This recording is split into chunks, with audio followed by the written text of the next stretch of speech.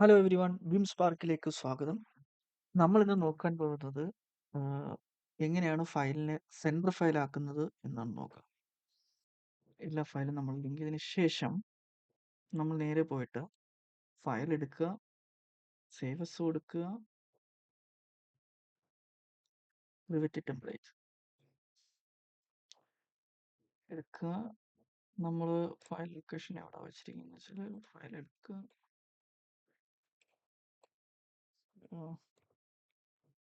Rivet ചെയ്തു അതിലേക്ക് project വന്ന് സേവ് ചെയ്ത് കഴിയുമ്പോഴത്തേക്ക്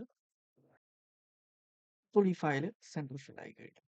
ഇത് നമുക്ക് വേണമെങ്കിൽ ക്ലോസ് ചെയ്ത് കഴിഞ്ഞാൽ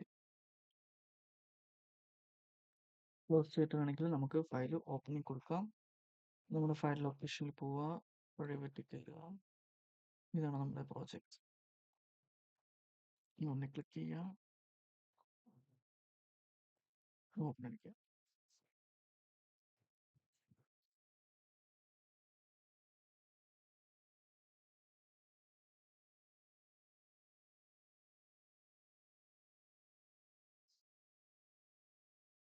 ഈ ഫയലായിരിക്കും നമ്മുടെ സെൻറ്റർ ചെയ്ത ഫയൽ. ഇനി നമ്മൾ ഇതിനകത്ത് എന്ത് ചെയ്ത് കഴിഞ്ഞാലും നമ്മൾ ആ സേവ് ചെയ്തിരിക്കുന്ന ഫയലിലേക്ക് സേവ് ആവുന്നതായിരിക്കും.